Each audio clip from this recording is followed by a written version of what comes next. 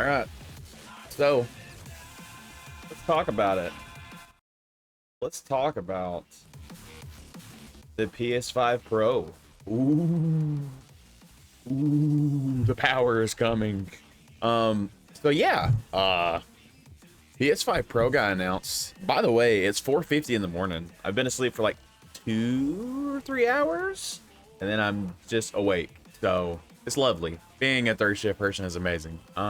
We're actually little side thing, I guess, having a kid today when I'm recording this. So here I am talking to you guys right before I head off. So PS5 Pro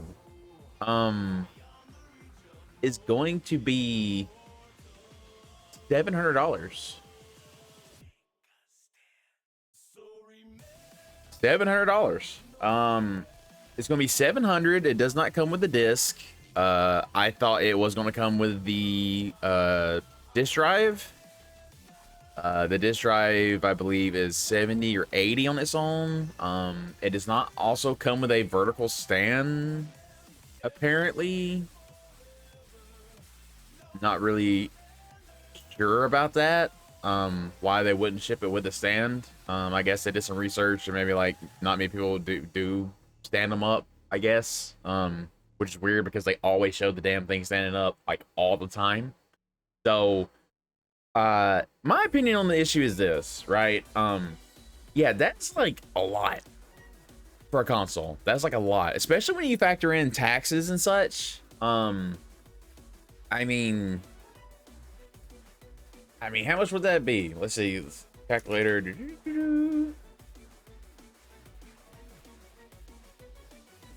Not divided.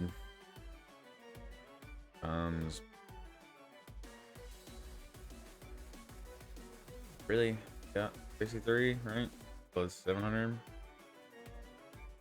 We're getting close to 800, right? If that was 9% tax.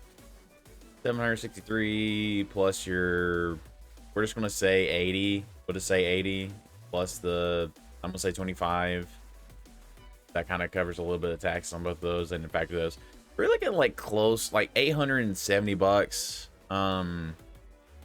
If you wanted that whole spiel, which I understand a lot of people aren't, right? Like, you know, as much as I hate to say it, like we are getting to that point where it's like, hey, the physical versus the digital is kind of getting to the point where it's becoming a little bit of a moot point. And that's not me saying that I support one thing or the other, right? It's just being realistic. Like, it is getting phased out. I mean, I really wish they would make it a way where the PS5 Pro would emulate everything. I think that would be a much better angle for it. Especially considering there ain't jack shit coming out for the PS5 soon, right?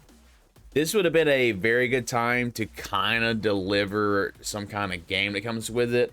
We do have some details to go over here. Let me click on this, see if this goes to the right thing. It did. Wario64 reports that the Pro will have support. There's more coming. I think it says like 40 titles. Let's see. A game boost, which can apply to more than 8,500 backwards compatible PS4 games. Okay, but this is what I was trying to say. If you could have a way that this console could emulate PS3, PS2, PS1, make it also a console that runs retro things. I don't know how you do it, right? I'm just spitballing here, right? I think it would really help. Is like, oh, okay, well, you know, I've been seeing like marketplace posts of people selling old PS2 games. It's like, okay, well, then there would be a reason to be able to do this, right? You wouldn't, the Metal Gear, the thing that comes out with Metal Gear, if it's not HD, it's like I could just play the actual disc and put it in. So Alan Wake 2, older game, right? Assassin's Creed Shadows will be a very new game when that comes out. That'll be a very new game. Demon Souls looks amazing already. It running even better, cool.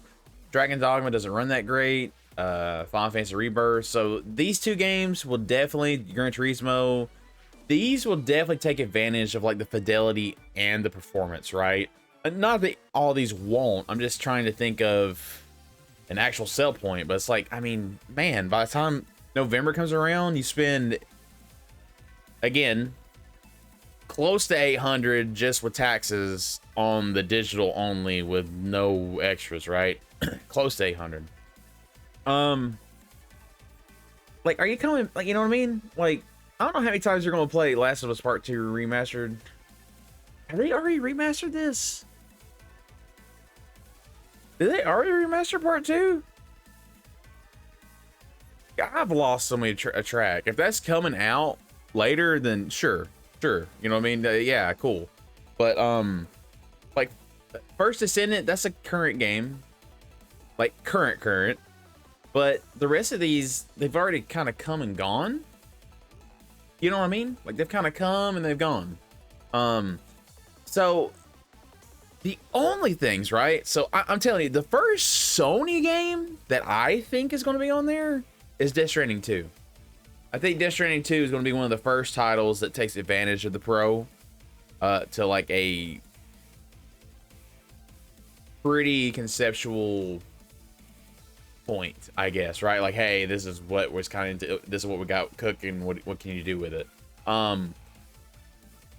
There's that, but the bigger thing is, you know, I have people asking me like, you know, who is this for? What is this for? How are they going to sell it? You know, we're in different feelings, right? Because, you know, I got my buddy who thinks it's not going to sell at all, and then I mentioned it to my wife. She's like, well, when does it come out? And I said, well, pre-orders go up at the end of the month, and then after that, it comes out sometime in November. She was like, oh, well, there's holidays. She's like, it's going to sell anyways. I was like, I mean, maybe, right? I mean, that's the thing, is like, what kind of trade-in deal are you going to get for your PS5? You know what I mean? Like, going to this, like, I don't know. It's just, I felt like there'd be more of a leap, more of a something that you needed to go for. It already feels like that this is right here, right? So I don't know. This right here is a pretty big deal. You know, the latest technology, that's a pretty big deal with the Wi-Fi, but you know, if you just plug it in and everything, which I do, I don't know. I really don't know what they're targeting here, but the biggest thing is this. We're getting to that point where they're starting to release games that make people get these, right? I fully believe that if this game had been next gen only, it would have been a console mover, like straight up. Because I had someone buy a console just for this, and they were asking me, they're like, hey, what about the football game, the college football game? And I said, well, college football game's only going to be on the new ones. It's like, well, okay, I'll get the new one. So there you go. You know what I mean? They come out. If people have still been holding out on getting PS5s, when GTA 6 finally comes out in like 2026, even though this is 2025, you know, we're gonna go ahead and go ahead and bake in a delay, because that's the way we are nowadays. When you release a title that can move copies, right, this gen only, then that's where you're going to see a little bit more movement. And you know, if GTA 6 plays 60, if it plays 60 on the Pro, and I gotta wait like 2 or 3 years on PC, you know what I'm saying? Do you see where they're starting to cook a little bit? Now, a lot of people might see this and like, I understand, right? I'm not poking fun at how much it costs for everybody else, right? That's not what I'm saying. I'm just saying, if you're an enthusiast, you have the means, you're already established, and all of a sudden GTA comes out, right? Which I already bet that this is the side tangent. I bet Sony is going to have all the marketing rights for GTA. I bet they're going to have exclusive stuff for GTA for a while, timed exclusives, some only exclusive GTA on PS. That's my opinion. And I think it'll move the most copies. PlayStation will move the most copies for GTA. The fact that it's not going to PC at release is kind of crazy to me. But it's like, I guess they literally don't care. You know what I mean? Like, it's so huge that it doesn't matter when it comes. It'll probably still move copies. And it'll probably still play better on PC. Straight up. I think. least I think. So, but this is another point, right? We're getting close to that point where it's like, hey, talking about PC. All right, well, here's the moniker, right? After this comes out, I'm pretty sure that this will be stronger than the Series X. I'm pretty sure. Developers are already not using the Series X. Like you're having many games skip Xbox in general, going to Xbox late. And I mean, we're at the point now where you got Xbox games coming out on Xbox, and then they're coming to PlayStation very soon after, right? So some of that console war stuff, it kind of feels like it's starting to take its final shape, in my opinion. And it's the fact that I think Xbox is just going to become a publisher at some point. Because Starfield still moved copies, don't get me wrong. But if Starfield had been on PS5, it would have, there'd just been that much more that it would have sold. You know, that's my feelings. And that's not to say how I feel about the game, because spoiler alert, I'm not a fan of Starfield. I put in like 40 something hours. I'm not a fan. Not like past games. I don't know if Bethesda's got the juice anymore. Just how I feel. That's just how I feel. But yeah, this list is not really like a, hey, it's not making me like, oh, I'm just gonna jump back in and play Spider-Man again. Like, hey man, I play Spider-Man and I got like 80-something% completion, maybe 90. Like, I'm good. Where's the DLC? This has been a good thing to show, hey, Spider-Man DLC. Here's the trailer for Spider-Man DLC on PS5 Pro. Give us something, you know? I mean, it's too early for Final Fantasy VII, but you know what I mean? Like, show some of it. Show some more of it. Do some more stuff with it. So I kind of feel both ways. I'm like, I feel like it still will sell copies. I just don't think, you know, forever refresh rate, 8K. I mean, 8K. I mean, to be honest, like most, I don't know. Like, I would like to see what people would default to. Do you just play with the best graphics and you play with low FPS, or do you try to use the FPS modes that they build in, the performance modes? Because I just try to get 60, right? Because it's a smooth experience, kind of what I want. That's honestly another side tangent. I keep saying this. That's all I want from the Switch. I'm like, hey, Switch 2, just, hey, can your games run 60, 120? I mean, not 120, 60, 1080, 60, 720, maybe. In undocked mode, maybe, you know, 30, solid 30s, you know, that kind of thing. That's what I want out of them. But at this point, I'm like, you know, it's really starting to look like maybe you guys should just save up and get a PC. That's kind of my opinion on it. If you're in the market to where you can afford doing this, I mean, a lot of games that you're going to play multiplayer wise, a lot of them are going to be crossplay these days. A lot of them.